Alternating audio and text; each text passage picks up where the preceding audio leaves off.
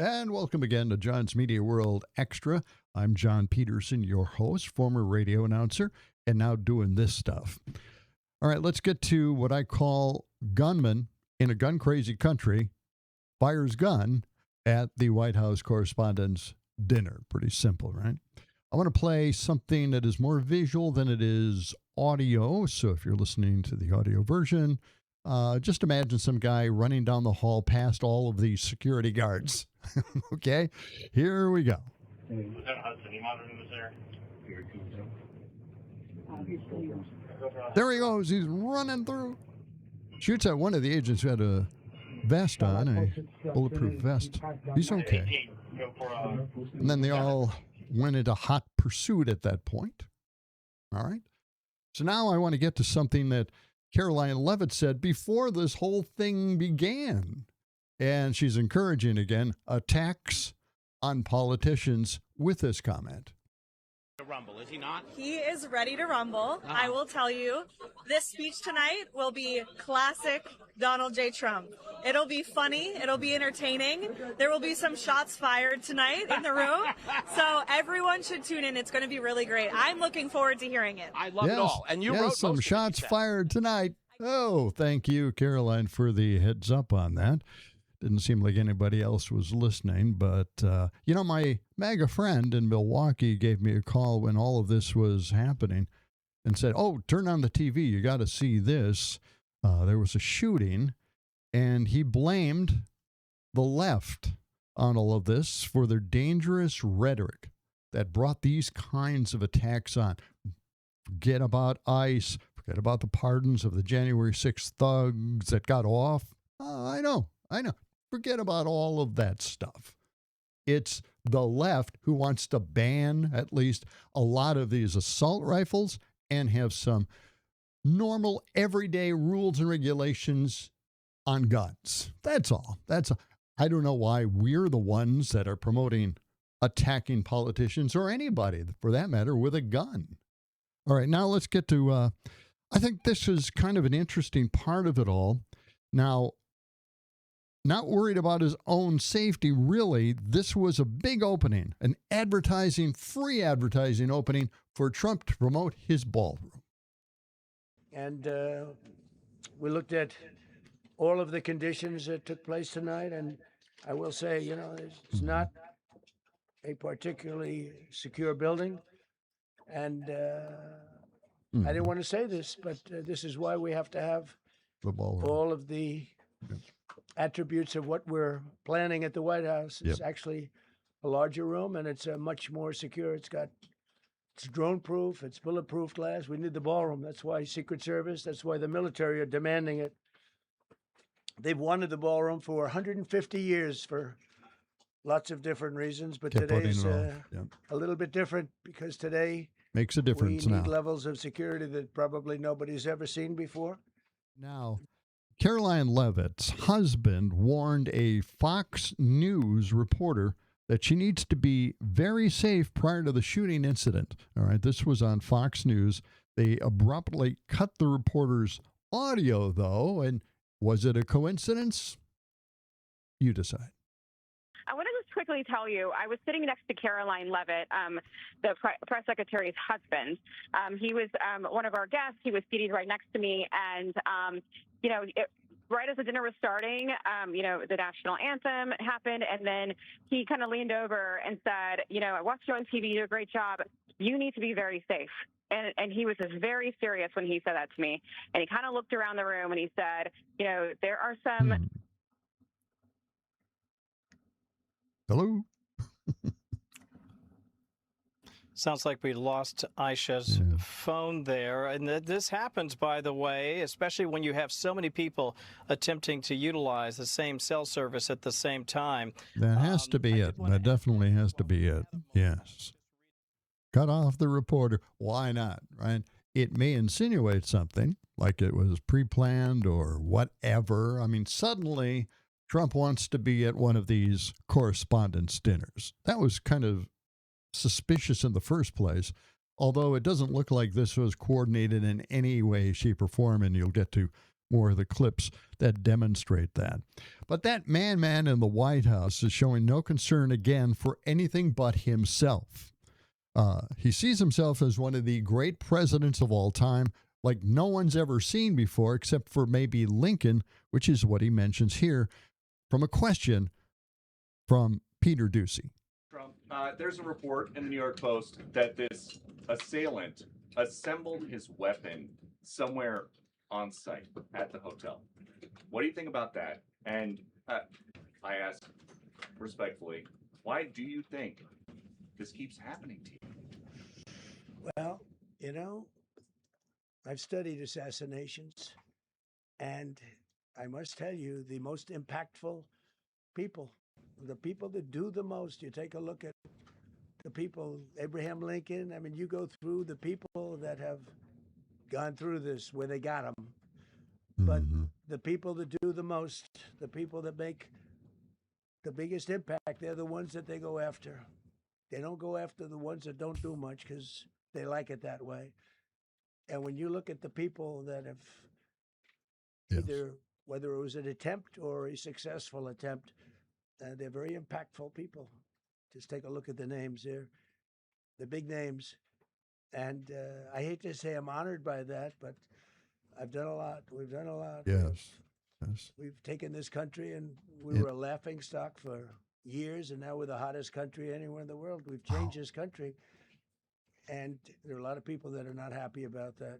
So I think that's the answer, Peter. I think it's interesting. I think Peter Ducey brought up a really good point here, because I remember during the campaign, Trump promised crime would go down and that violence would also end under this tough guy regime that Trump was going to put in place. But let's listen. To that end, I mean, there's been so much political violence, not just aimed at yourself, but at other members of, members of Congress, state house speakers, you name it. Is that just the cost of doing business to do politics in America anymore? Yeah, well, what does that say about our country? Too. We're not the only country. You look at this great violence with all countries. I was talking to somebody from another country today, and they have numerous assassinations of political figures all over the world. You look at South America, it's like some of the numbers are just horrific. It's dangerous. It's dangerous stuff, whether it's here or someplace else. No country is immune. No country. Good question. Yes, a really good question, but no country is immune from all this violence, although when he was running for president, he was going to put a stop to all of it. Not happening. The strongman attitude didn't really have an effect at it. But, I got to say this. Now he's gone as far as to propose firing squads and gassing prisoners on death row. So maybe that'll be a deterrent, right? Who knows?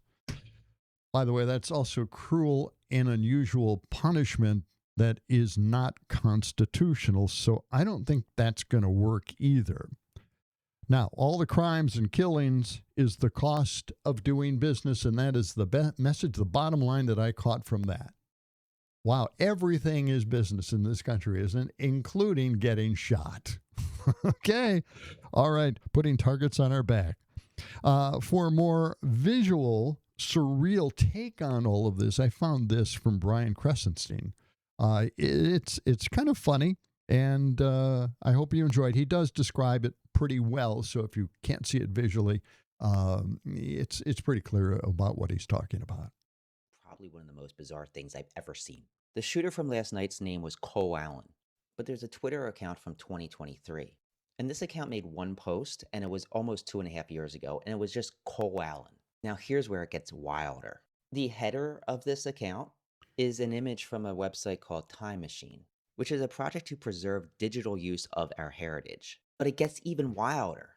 If you superimpose the image of Butler over it, there's an outline of Trump. What the heck? Now let's go to Britain. Sky News had this. They saw something that a lot of people aren't seeing in the media here. Sorry, James. I was just saying that's quite a remarkable thing. There's mayhem, but the Trump White House machine didn't pause, hardly drew breath before organizing the press conference. Yeah, fascinating, isn't it? Donald Trump. But, you know, we've seen that before. I want to get to the Secret Service grabbing J.D. Vance. You've seen this video probably, but I don't know. The one part of this video that no one's really paying any attention to is when they grabbed Trump to take him off the stage, and he fell over. No one's talking about that, or at least no one's actually mentioning it. But, you know, it's hard to get that guy to come back up once he falls to the ground, as you'll see. Goes JD. All right. Oh, wait, the president. We got to get the president. That's it.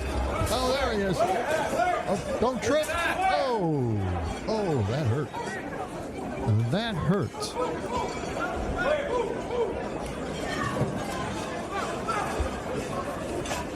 Where's it at? Whoa, boy. That's rough stuff right there. Trying to pick him up again. My gosh.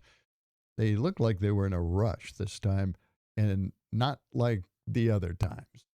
Okay, now let's get to something, an eyewitness here. And I wrote all this down because we have so many clips and I'm trying to outline this just a little bit. So it says here that an eyewitness account of the gunman said she saw him put the gun together in a cordoned-off area next to a security guard where the bar carts were. So, well, why don't we check out what she has to say? I mean, he was literally from me to that building, and there was a security guy there too. I mean, I don't think anyone knew what he was doing. Describe him. What did he look like?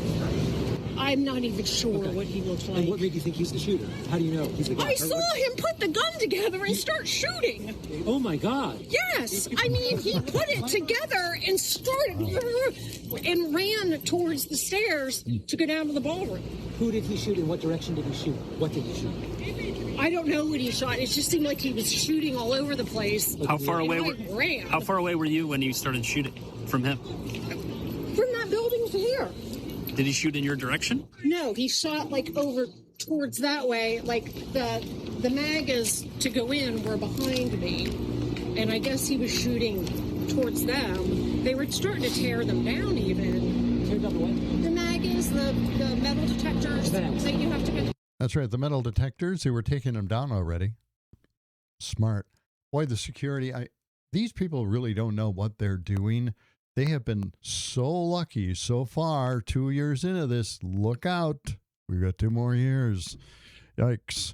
Now, Cole Allen is a 31-year-old California computer scientist, an engineer from Caltech, where students who have perfect SAT scores are admitted. Okay. So he came up with something fairly interesting. This was TV coverage back when he came up with an invention to keep wheelchairs from rolling. College student Cole Allen developed a prototype for a wheelchair emergency brake. The wheelchair brakes tend to lock the wheels, but don't actually lock the chair to the ground. The idea with this is to prevent it from moving at all. Recent Aging into the Future conference held by St. Barnabas Senior Services and the Eisner Foundation offered a test run on products that have the potential to enrich the lives of seniors. So there you go. That's Cole Allen doing something nice for seniors, a braking system for wheelchairs. Interesting angle on this, all the stuff that they've come up with already. In fact, let's go to the Cole Allen Manifesto, all right?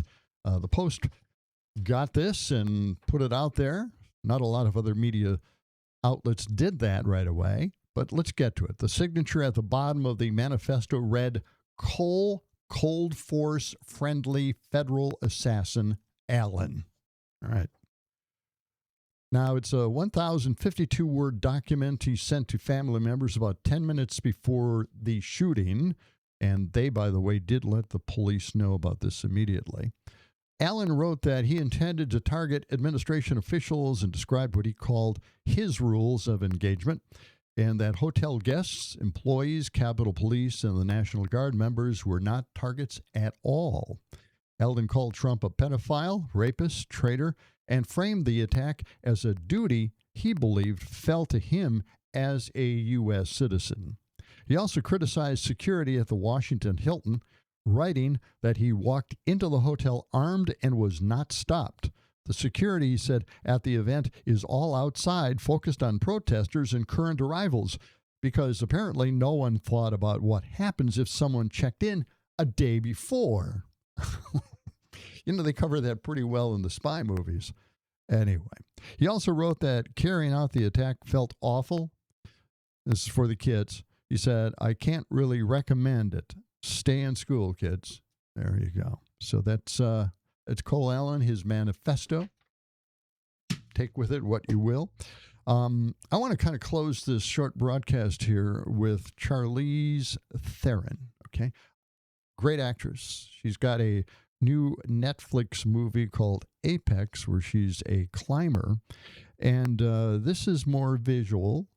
If you're listening to the audio on this, she climbed a fake rock side that they put up in Times Square, and she actually climbed it. She had a strap on, of course, but she climbed the damn thing. Everybody's watching it. Everybody's recording it on their phones. So I want to play this for you as we close out. Let's check out Charlize Theron. There she is, way up on the side of a building, climbing the rock. Fake rock slide, but it really looks cool. Yeah, it's really her.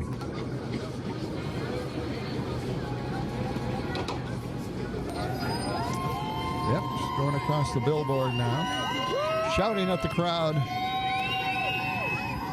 doing the twist. So Charlize Theron, by the way, she did all the stunts in the movie. So you might want to just note that as you're watching Apex on Netflix, and I'll expect to check in the mail on that. I'm John Peterson.